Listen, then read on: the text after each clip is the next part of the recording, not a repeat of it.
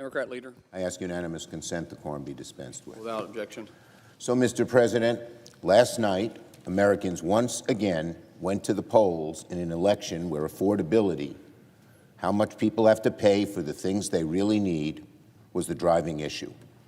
A deep red Tennessee district that Trump won by 22 points swung by double digits in Democrats' direction. Mr. President, last night was the latest flashing red light indicating that Americans are fed up with Republican policies, particularly how much they have to pay for the things they really need. Donald Trump doesn't get it. At yesterday's cabinet meeting, Donald Trump once again doubled down on the bizarre claim that the affordability issue is somehow a hoax. Yeah, maybe it's a hoax for a billionaire like him and all his cronies who never have to worry about how much they have to pay for the things they need. But American people have to worry, and worry about it every week when the bills come in and they say my income isn't equal to what I need to buy. And the costs are going up, in large part, in good part, because of Donald Trump and his administration's policies. So when Donald Trump says that affordability is somehow a hoax, he is on a different planet than the average American. At his cabinet meeting, he called affordability a fake narrative, a con job. He said affordability doesn't mean anything to anybody. What a bubble he's in. He doesn't understand how the average person struggles each week, each month to pay the bills. Of all the ways Donald Trump could respond to people's worry about the high cost of living, he's chosen the worst strategy. He's telling Americans they're imagining things.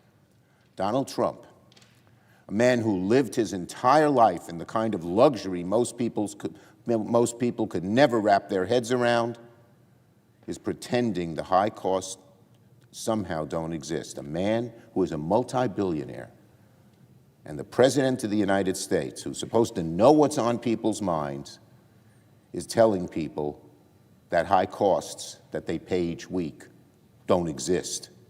Well, their pocketbooks feel it, their wallets feel it, their bank accounts feel it.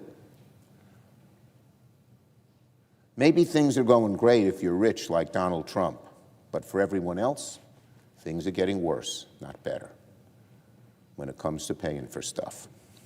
In a recent Axios-CBS poll, half of Americans said food is harder to purchase this year than it was a year ago. That doesn't sound like a hoax, not to people who go to the supermarket every week and have trouble and look at those bills and say, how the hell did they get so high? Sounds rather, not like a hoax, which Donald Trump seems to think it is, but a big problem every week for American families, the high cost of groceries and what they buy at the supermarket. 74% of Americans now say that the economy is either poor or just fair. Consumer confidence, one of the watchwords of how good our economy is going to do in the future, is sinking. This holiday season, the price of an 8-pound bone-in spiral ham is up nearly 50% compared to last year. 50% for a traditional Christmas dish. Beef prices are up 15% compared to last year. Canned vegetables are more expensive because tariffs made the packaging more costly, even when those vegetables are grown here. Even something simple as aluminum foil is up 40% compared to last year. So Donald Trump, hear the American people. Affordability, the high cost of paying for things, is not a hoax. People are struggling to pay for the things they need. And it's because of Donald Trump and his disastrous policies. His tariffs have effectively taxed each household around $2,000 a year. Tariffs sent retail coffee prices up 40% in September alone. And those tariffs were placed on places like Brazil. We don't grow coffee here in America. So what the hell is there a tariff doing there? Except it's a tax. That's the way Trump taxes people. Tariffs have poisoned American manufacturing. This week, the Wall Street Journal reported that manufacturing has contracted for 9 months in a row. Manufacturing, one of the lifebloods of America, is declining every month for the last 9 months. And what's the reason? Ask manufacturers. Tariffs are the #1 cause. Producers say it's getting more expensive to source the material they need. They need to make their products. It's very simple. And then, when it comes for people, things that Americans need, health care is way at the top of the list. Every American knows they want to have health care. God forbid they, their spouse, their loved one, their kids, their parents become ill or sick. They want to know there's some kind of safety net there for them. But Trump and the Republicans don't seem to realize that. In just 28 days, the ACA tax credits are set to expire. Next year, tens of millions of Americans will see their health care premiums skyrocket, 20 million by an average of 114%, those on ACA, and need those credits. And millions more, even on private insurance, are going to pay a whole lot more too. I just had a friend I know who works for a big company, and the company told him that you're going to have to pay $450 more a month for your health insurance because the insurers are charging the health company more, all because of the expiration of the ACA credit. This is not theoretical. Higher premiums mean real pain, real suffering for real people, most of them, in fact, in red states. Yesterday, the American Cancer Society found that virtually every single cancer patient who relies on ACA tax credits, 96%, said they'll struggle to get the care they need if the credits expire. Republicans are literally telling cancer patients, you're on your own. Telling someone from cancer, you're on your own because I want to give tax breaks to billionaires? How un-American is that? How against what Americans need, want, desire is that? Republicans have clearly sent America barreling towards a health care cliff. And the Republicans are divided. Democrats, we're united on health care. One House Republican, though, said that the Republicans are nowhere on health care. That's right. On health care, Republicans are divided, Democrats are united. And the divisions on the Republican side are severe. One day, the White House says they'll release some grand plan to address the problem. The next day, congressional Republicans say hell no and shoot the White House plans down, and Trump backs off. Republicans can't agree on whether to dismantle the ACA or privatize the whole system, or just keep attacking women's health because it plays well with their hard-right anti-choice base. Forget not being on the same page on health care. Republicans aren't even reading from the same book. And while Republicans continue fighting with each other, the American people are left holding the bill. So I've said, as is said many times before, when it comes to health care, Republicans are divided among themselves and divided from what the American people overwhelmingly want. 55% of Trump voters want to restore the ACA credits. Democrats are united on lowering premiums. We're united on lowering costs. We're united on helping Americans pay for the things they need. Republicans, meanwhile, they're paralyzed. Paralyzed by their divisions, paralyzed by their own extremism, and it'll be Americans who will pay the price when premiums go up. And they know who's to blame. They know why.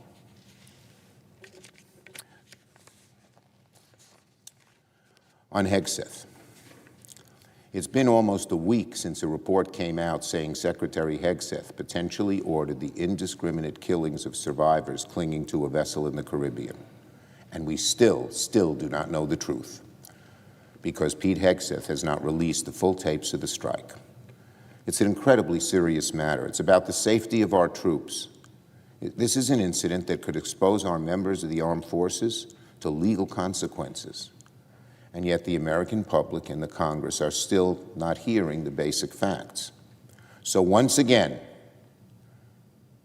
Secretary Hegseth, you need to do the right thing, tell the truth, release the full unedited tapes of the September 2nd boat strike. Only then will Americans know the truth, because no one believes Hegseth. Until Secretary Hegseth releases the full tapes, the American people cannot trust what he says. Secretary Hegseth's story, the White House's story, the Pentagon's story keeps changing every day. How can you believe him when the story keeps changing?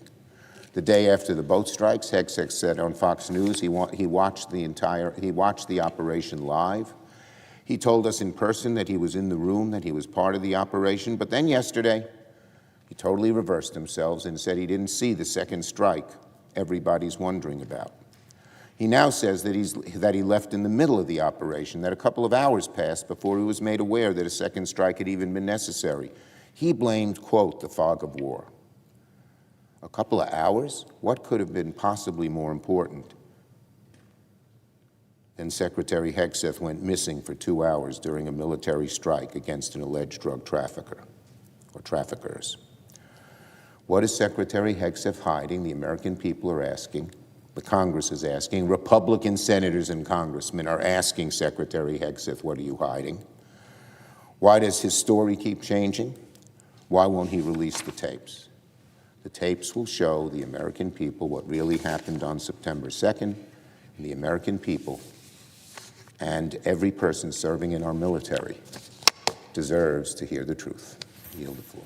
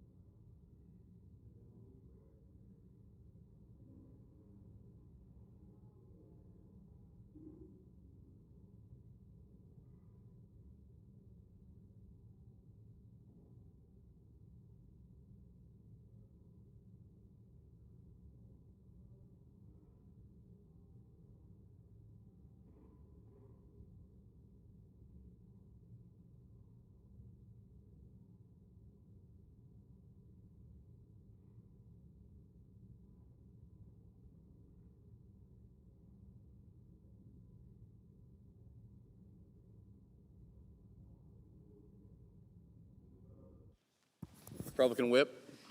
Thank you, Mr. President. Mr. President, on Thanksgiving Day, 20-year-old Sarah Beckstrom should have been at home celebrating the holiday with her family.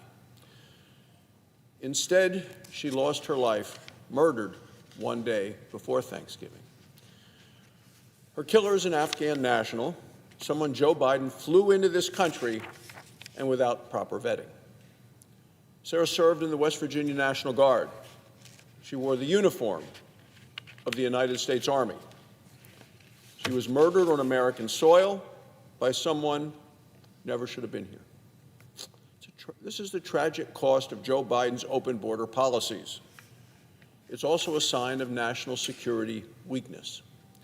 For 4 years, Joe Biden and pro-crime Democrats turned our border into a New York City subway turnstile. No fare enforced, just hop right on in. It was routine for 10,000 illegal immigrants to flood across our nation's southern border on a daily basis. Criminals, gang members, drug traffickers, terrorists, they all came in.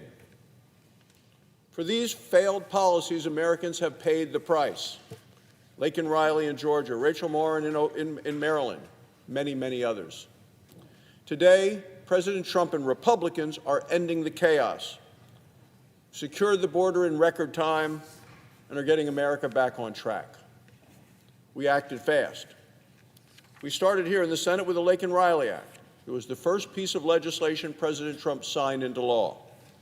It mandates that illegal immigrant criminals be detained and removed. Republicans ended catch and release. We stopped the illegal invasion into our country. For the past 6 months, zero illegal immigrants have been released into our country. Under Joe Biden, it was often 10,000 a day. For the first time in 17 years, the backlog of immigration cases is actually going down. Immigration judges can finally do their job. Open border, rubber stamping judges are gone. Interior enforcement is making our communities safer. 70% of ICE arrests are illegal immigrant criminals. They're individuals charged with or convicted of crimes in the United States. During the week of Thanksgiving, ICE worked overtime. They arrested a convicted murderer in California, a convicted rapist in Tennessee, and a convicted drug trafficker in Delaware. Every one of these arrests makes our country safer. These criminals are many more are off our streets because Republicans have acted. Didn't just secure the border for today, we've secured it into the future. Because in July, Republicans passed and President Trump signed into law the largest border security investment in American history, $170 billion. The law finishes the wall. It provides $75 billion for ICE. It gives our agents the resources that they need to continue to deport illegal immigrant criminals. Our law helps train, hire, and retain Border Patrol agents. It even gives them a bonus. Republicans have made a generational investment in American border security. Every Democrat in the Senate voted against it. Republicans voted to deport illegal immigrant criminals. Democrats voted to keep them in our communities. Republicans voted to secure the border. Democrats voted to keep it wide open. Republicans voted to hire Border Patrol agents. Democrats voted for free health care for illegal immigrants. The danger from Joe Biden's open policies remains today, and it's serious, because millions of illegal immigrants are still here. Among them are criminals, cartel members, drug dealers, and terrorist suspects. We're tracking them down. We're sending them home. The damage that Democrats have inflicted on our country runs deeper than most Americans realize, more than they know. Let's look at the situation right now in Minnesota. This week, the New York Times reported that immigrants from Somalia living in Minnesota have been defrauding American taxpayers out of $1 billion. $1 billion. Living in Minnesota, immigrants from Somalia. Investigators from the magazine City Journal found where the stolen money went. As they say, follow the money. According to their reporting, the largest funder of al-Shabaab, which is, as you know, is a terrorist organization affiliated with al-Qaeda.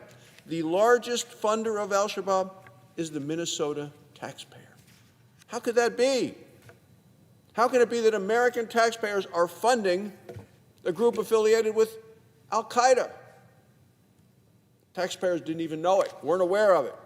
Here's how the scheme worked. Fraudsters created fake companies that exist only on paper.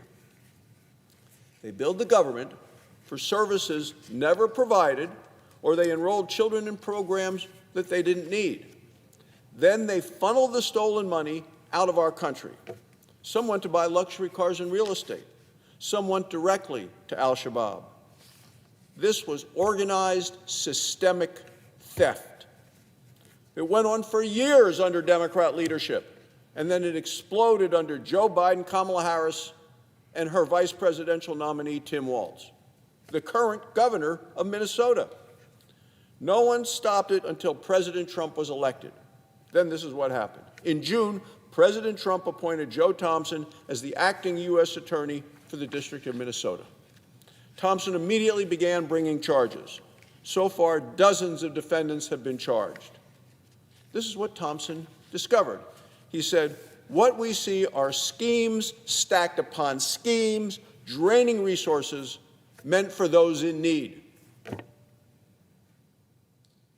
Meant for those in need. Safety net programs, draining those resources. The depth of the fraud, he went on, takes my breath away. It should take away the breath of all Americans when they see what was going on in Minnesota.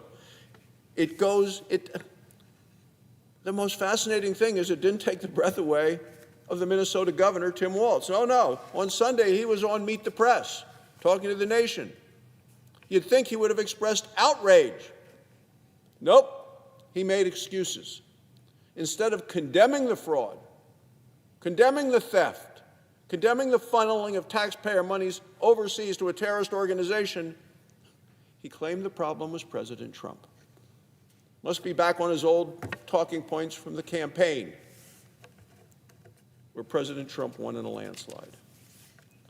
Walz said we need to be careful about how we talk. Think about that.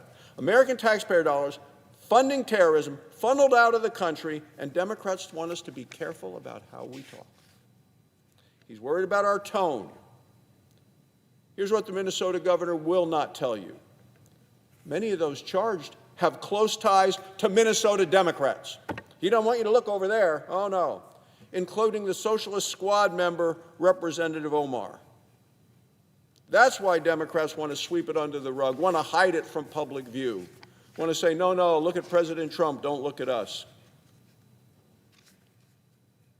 This is what's wrong, Mr. President. When Democrats prioritize open borders, what do we get? Waste, fraud, abuse, and corruption. And the Democrats look the other way. Because President Trump won, we're bringing these criminals to justice. According to the latest Harvard-Harris poll, 8 in 10 Americans support deporting illegal immigrant criminals. That includes 7 in 10 Democrats.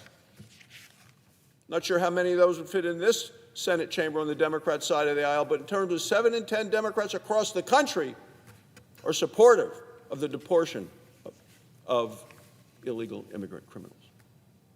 3 in 4 Americans want the government to eliminate waste, fraud, abuse, and corruption. Not sure who doesn't want us to eliminate that, but 3 out of 4 Americans say get rid of it, and I agree. 7 in 10 Americans also support closing the border with enhanced security, and that's exactly what we're doing. It's not complicated. Americans oppose illegal immigration, they support border security, and they want criminal illegal immigrants removed. Republicans work for the American people, not for the open border activists across the aisle. Americans deserve secure borders, deserve safe communities. That's what Republicans are continuing to deliver. We're securing Americans' borders, we're protecting American families, and we are making America safer. Thank you, Mr. President.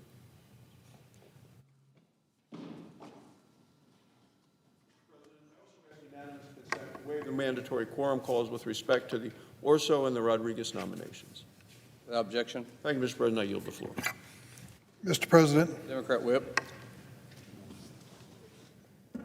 Mr. President, in my office here in the United States Capitol, which is a few steps away from this chamber, I have behind my desk a credenza. And on that credenza is a document that is dear to me and my family and really defines who I am. It's my mother's naturalization certificate. Despite all the speeches you hear on the floor about immigrants, we are a nation of immigrants, and my mother was an immigrant from Lithuania to the United States, brought here at the age of 2. Her brother and sister were with her on that boat, and her mom was bringing them along. They went from Lithuania to Germany and then took the ship to Baltimore, eventually catching a train that took them to what they considered to be the land of opportunity, my hometown of East St. Louis, Illinois. That's my story. That's my family's story. It's an immigrant story, and I'm proud of it. There are problems with immigration throughout our history, but there's also an opportunity with immigration which we've taken advantage of over and over and over again. We are a nation of immigrants. You'll hear many of the speeches, and even this morning, from the other side of the aisle of what's wrong with immigrants and immigration. It is not a perfect system by any means. But I think we can all agree on some basics.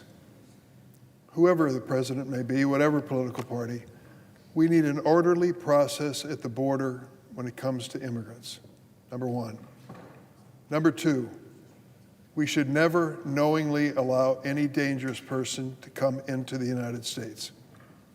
Number three, anyone who is here seeking citizenship and is a danger to the community or neighborhood they live in should be removed from the United States, period, end of quote. And finally, we need a process that allows people who have the best intentions to come here, work hard, pay their taxes, and be part of America's future. That's the story of my family. It's a story of millions of American families. Mr. President, about 25 years ago, a young woman in Chicago contacted my office and asked for help. Her name was Teresa Lee. An interesting story. Teresa was born in Korea. She came to the United States through South America, and her father and mother brought her to Chicago, where her father, a Protestant minister, was looking for a church to serve. He spent many years doing that with limited success, and he brought along his little daughter, Teresa, with him as he visited these churches. Many times when the services were not taking place, this little girl would go over to the beat-up old piano in each of these churches and start hammering away. Someone noticed that and invited her to be part of something called the Merit Music Program in Chicago. The Merit Music Program provides money for poor kids in public schools to buy instruments and take lessons and learn how to play. They decided to give Teresa that chance. They let her take lessons in piano. She turned out to be a child prodigy when it came to music. And so at the end of her high school years, her friends and those who taught her encouraged her to apply to the very best music schools in America. Teresa applied to the Manhattan Conservatory of Music, but she had a problem. Filling out the application, there was a question: what is your citizenship? She turned to her parents and said, what do I put here? They said, we don't know. You came here on a visitor's visa. We didn't renew the request for a permanent visa. We don't know what your status may be. What are we going to do, she said. They said, we're going to call the office of a U.S. Senator named Durbin and see if he can give us advice. We checked the law, and the law was clear. Teresa had overstayed her visitor visa. She was in the United States as a child, grew up here, but she didn't have legal status. She was undocumented. The law was and is very clear. That 18-year-old girl had to leave the United States for 10 years and then apply to come back in. When we found that out, my staff came to me and said, this isn't even possible for her to do. She's never really lived any other place than the United States. And so at that point, I decided to address this with legislation. It was 24 years ago that I introduced a measure called the DREAM Act. And what the DREAM Act basically said, that these young immigrants brought to the United States as children, like any American child, were destined to grow up dreaming of getting their first job, passing their driver's license test, and applying to college. But they had a problem. Under the current law, they were not legal to do those things. And so the DREAM Act gave them a chance, if brought to the United States as children, to have a path to citizenship after earning their way in a rather long and rigorous process. Many of them did. These dreamers have gone on to serve as our nation's doctors, nurses, teachers, engineers, and first responders over the last 24 years. But unlike many of their peers, dreamers live in fear that their lives will be uprooted and they will be deported to a country they don't even call home. That was the threat that faced Teresa. It was 2001 when I first introduced bipartisan legislation to provide dreamers with a pathway to citizenship. My co-sponsor was Republican Senator Orrin Hatch, who was then chairman of the Senate Judiciary Committee. In fact, we had a little argument as to who would be the lead name on the legislation. Since he was chairman of Judiciary, I deferred to him, and the first DREAM Act was a Hatch-Durbin piece of legislation. I'm sad to say that more than 2 decades later, Dreamers are still waiting for that bill to pass. Just over 13 years ago, President Barack Obama created the Deferred Action for Children Arrivals Program, widely known as DACA. He created DACA in response to a bipartisan request from myself and the late Indiana Republican Senator Richard Lugar. Over the 13 years, DACA has protected more than 830,000 young people from deportation. All of them were brought to this country as children, some as young as a few months old. Sadly, since President Obama established the program, many Republicans have waged a relentless campaign to overturn DACA and deport these dreamers back to countries they left as infants, toddlers, and children, countries they may not even remember. Now this program is hanging by a thread in the courts due to legal challenges from Republican state attorneys general. And many dreamers, even those who have the protections under DACA, have been caught up in deportation raids by the Trump administration. What does a person in DACA have to do to qualify for that status? First, report themselves to our government. Second, submit themselves to a background check. So if there is any evidence of criminal wrongdoing, it's going to come out and they'll be disqualified. They have to pay a substantial fee, and every 2 years they have to go through that process again and again and again. That is what DACA is. So when we hear stories on the floor about immigrants committing crimes and such, let's make it clear. The dreamers are cleared by review and investigation by our government before they can ever qualify for the program, and every 2 years they have to submit their names again for review. I want to tell you about one of these dreamers.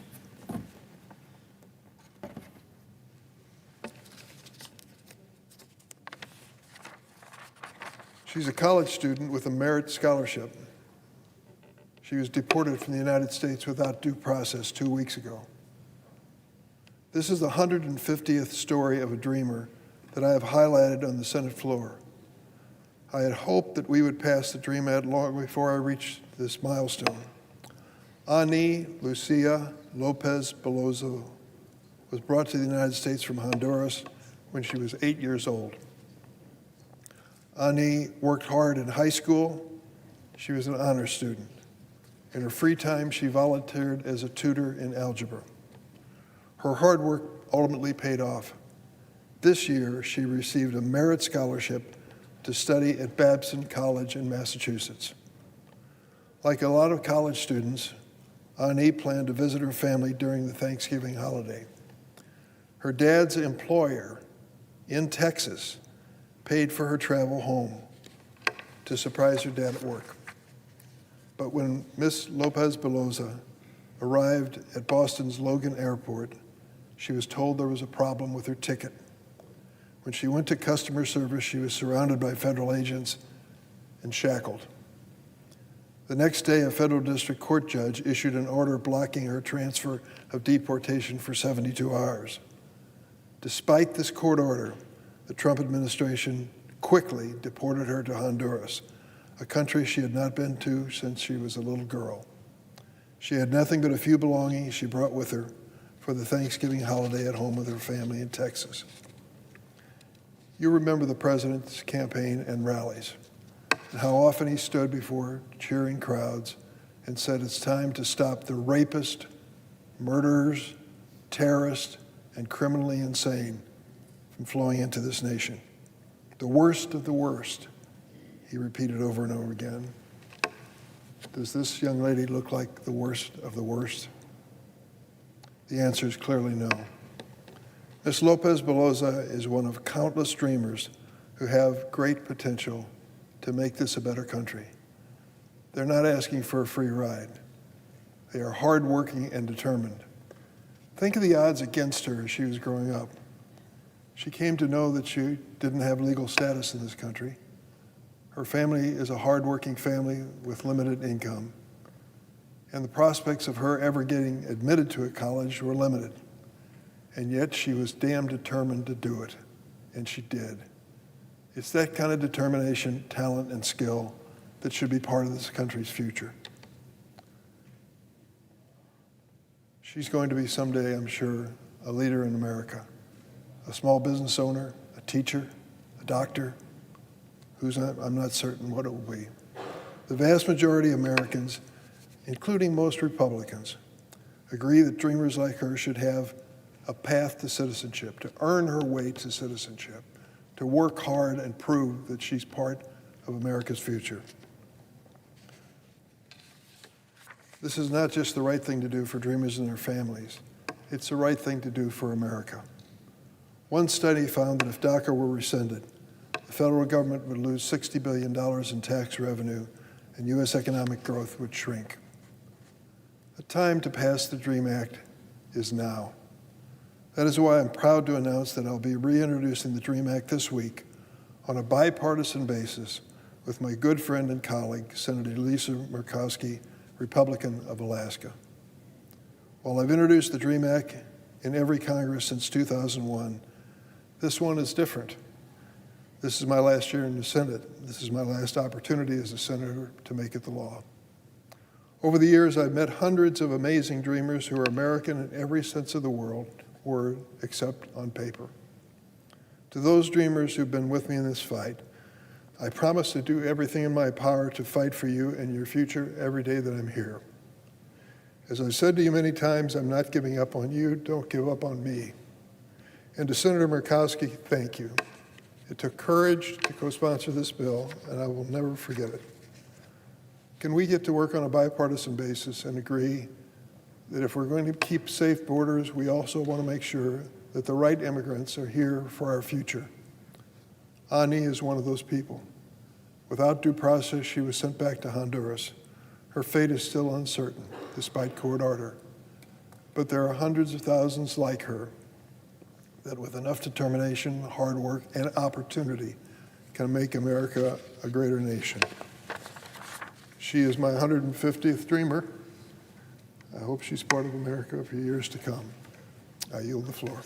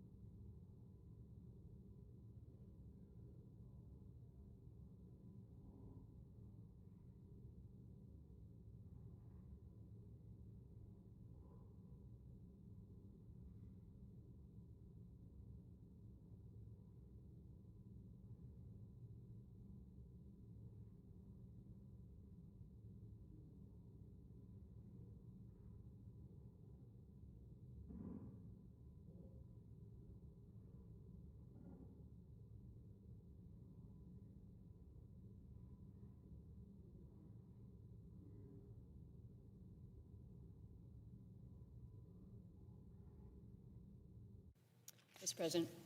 I recognize the senator from Alaska. Mr. President, I ask unanimous consent to speak for up to 15 minutes prior to the scheduled roll call votes. Without objection. Thank you, Mr. President. I've come to the floor this morning as we begin debate on two identical disapproval resolutions. This is Senate Joint Resolution 91. I filed it with Senator Sullivan, and then House Joint Resolution 131, which is a companion measure filed by our delegation colleague, Representative Begich. These resolutions would nullify the Biden administration's Coastal Plain oil and gas program. This was unilaterally rewritten and finalized over our objections back in November of 2024. We're going to have an opportunity to vote later to proceed, a motion to proceed to my Senate resolution. And then if that succeeds, our final vote tomorrow will be on the House resolution because it can then go directly to the President's desk. Those of us in the Alaska delegation filed these resolutions because we are, again, seeking to overturn the Biden administration's effort to effectively shut down resource production across Alaska. We opposed their Central Yukon Resource Management Plan, their Integrated Activity Plan for our National Petroleum Reserve, and their decision to shut down any potential development on a very small part of the coastal plain.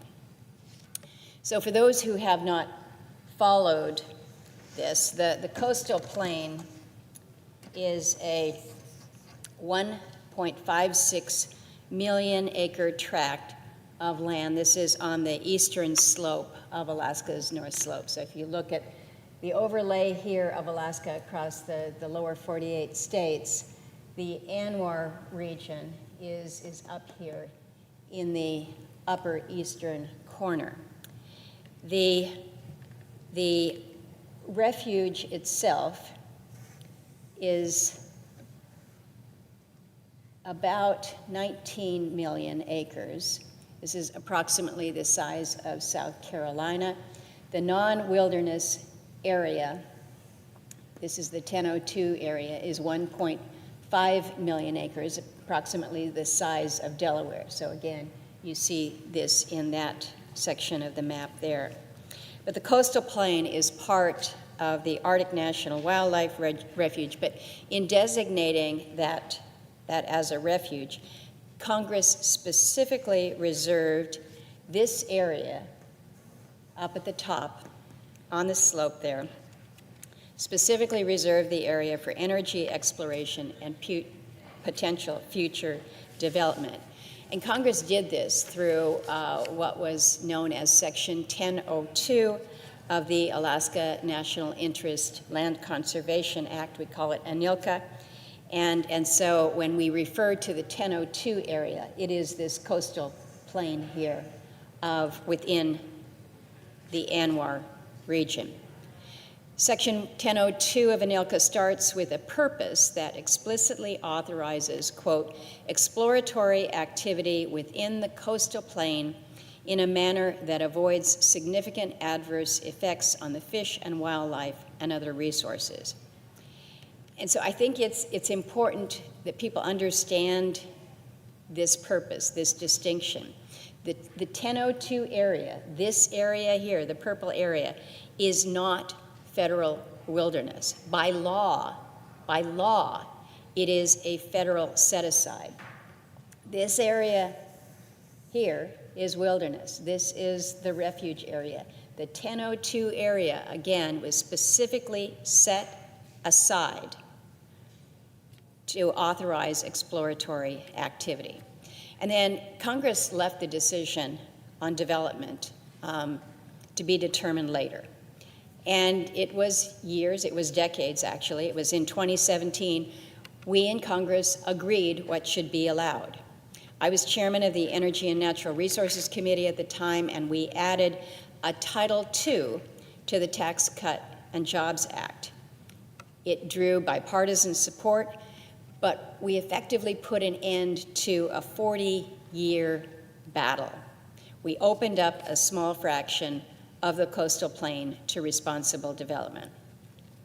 And under the terms of that act, we required at least 2 area-wide lease sales over the course of 7 years, but we provided balance to all that. It wasn't just open the whole thing for exploration, we limited surface development to just 2,000 acres. So keep in mind, this area that's the size of Delaware, we limited surface development to 2,000 acres, which is 1/100th of 1%. 1/100th of 1%, or 1/10,000th of all of ANWR. That's what we included within that measure in that 2017 Act. We did not shortcut or truncate the environmental review process. The Department of Interior effectively spent 3 years designing a sound, environmentally protective program. And the result then was a record of decision in August 2020 that would have allowed us to safely develop the area's anticipated resources while fully protecting the fish, the wildlife, and the subsistence uses. We've talked a lot on this floor and in other areas about the resources that we project to be in the ANWR area, prolific resources, an estimated 7.7 billion barrels of oil, which would be enough to add 500,000 barrels a day to our Trans-Alaska pipeline system for perhaps the next 40 years, to fill up our pipeline. I am one who has been engaged in this battle for decades, and I absolutely understand the concerns about whether or not limited development makes sense in the area. And like so much of Alaska, the coastal plain, this is a special place. None of us wants to see it harmed, and that's why we went to such extraordinary lengths to ensure that energy development and environmental protection could coexist. We didn't trade one for the other. We didn't put energy above the environment. We had a lot of confidence in the program that was finalized in 2020. But unfortunately, we never got the chance to once again demonstrate how Alaska leads the world when it comes to balanced, environmentally responsible development. We held our first lease sale in early 2021, but after that, everything seems to just kind of have gone in reverse. Because on his first day in office, President Biden suspended the Coastal Plain program. His Department of Interior paused all leasing and development activities before arbitrarily canceling every lease in the area. And the Biden administration didn't stop there either. They next decided to rewrite the Coastal Plain program to make leasing unattractive and development impossible. And they claimed deficiencies in the original process between 2017 and 2020 that they had to somehow go back and remedy, but they never really cited anything specific. Now keep in mind, the Biden administration, their political agenda did not include energy from Alaska. So they're trying to move forward and address what they said were flaws, but their process was also fatally flawed. For starters, the Biden administration failed to meaningfully consult with the people who actually live on the North Slope, including those who live in Kaktovik, which is the only community within ANWR's boundaries. And when I say failed, I mean they refused. They flat out refused. I added report language to my Interior Appropriations bill, directing them to do the consultation, and still they refused. The Biden administration issued a record of decision for a new Coastal Plain program in November of 2024. And if you spend time looking at it, you'll understand why we're here, because it clearly and repeatedly contradicts federal law. Because the Tax Cut and Jobs Act opened the 1.56 million acre coastal plain to potential development subject to the 2,000 acre surface limit. We were very clear in what that law was. And the Biden administration took that, flipped it on its head, and finalized a program that allowed leasing on just 400,000 acres. So gone immediately. Gone was potential leasing on 74% of the 1002 area. And the 400,000 acres that was left available, which is, I questioned the availability there, but it amounted to less than was bid on at the 2021 lease sale. And even there, 231,700 acres were subject to no surface occupancy. Another 84,300 were subject to controlled surface use, and 3,100 acres were subject to timing limitations. So only about 5%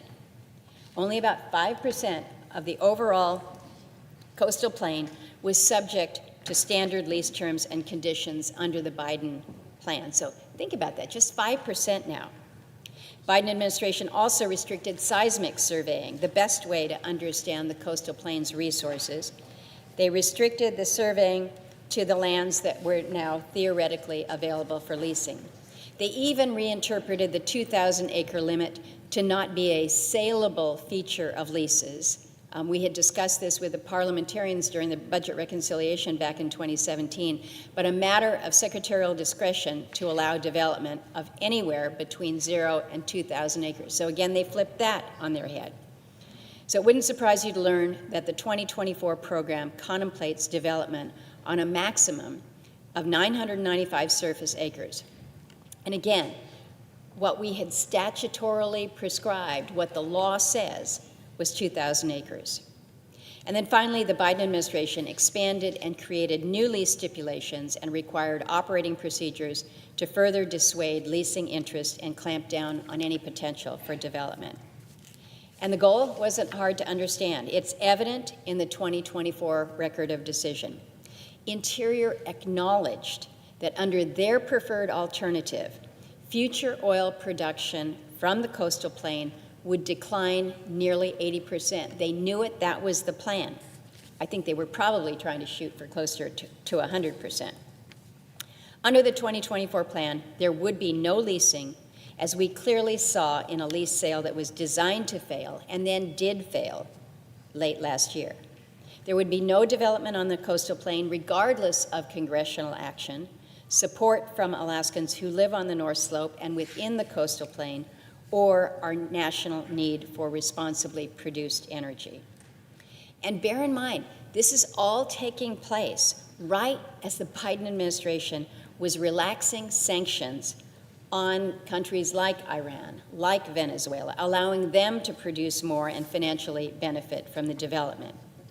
And it also happened right as California, which is a traditional market for Alaska's oil, was importing more oil from the Middle East, which is a long way from California, but also from other countries in South America, actively deforesting the Amazon rainforest. So you want to talk about a massive geopolitical and environmental failure. That was it. That was it happening under that administration.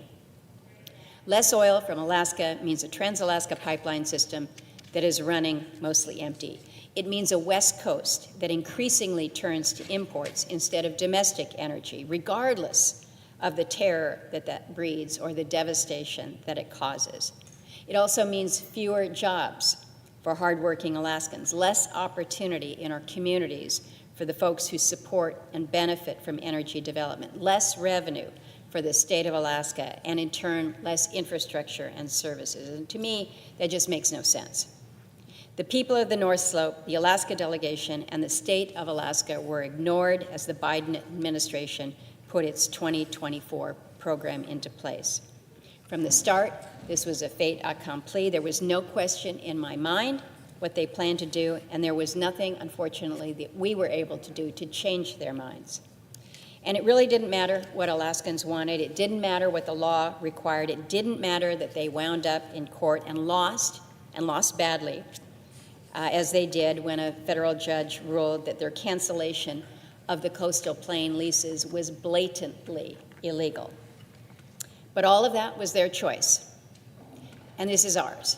This is our choice to disapprove and permanently nullify their actions so that they never come back in substantially similar form. So if you care about the rule of law, if you care about our domestic energy security or the consequences of sending our dollars abroad for energy that we have here at home, then I would ask you to join us in supporting this resolution. I think if you acknowledge that no one cares more about Alaska than Alaskans, you should be with the full Alaska delegation on this. We can restore the rule of law We can require federal agencies to follow congressional direction.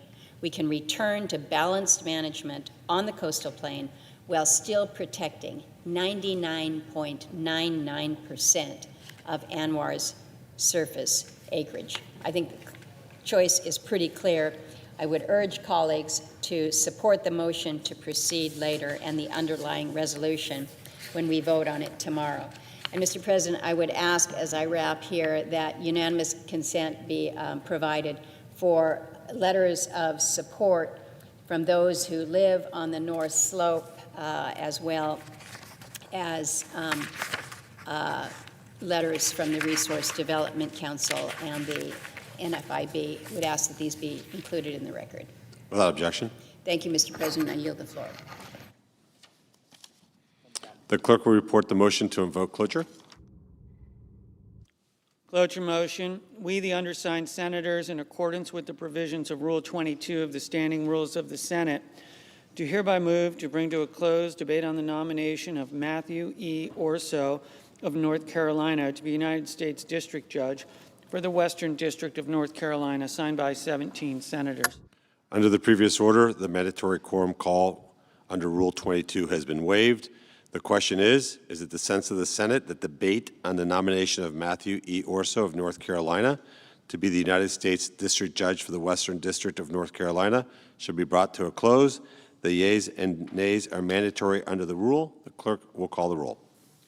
Ms. Also Brooks, Ms. Baldwin, Mr. Banks, Mr. Barrasso, Mr. Bennett, Mrs. Blackburn, Mr. Blumenthal, Ms. Blunt Rochester, Mr. Booker, Mr. Bozeman, Mrs. Britt, Mr. Budd, Ms. Cantwell, Mrs. Capito, Mr. Cassidy, Ms. Collins, Mr. Coons, Mr. Cornyn, Ms. Cortez Masto, Mr. Cotton, Mr. Kramer, Mr. Crapo, Mr. Cruz, Mr. Curtis,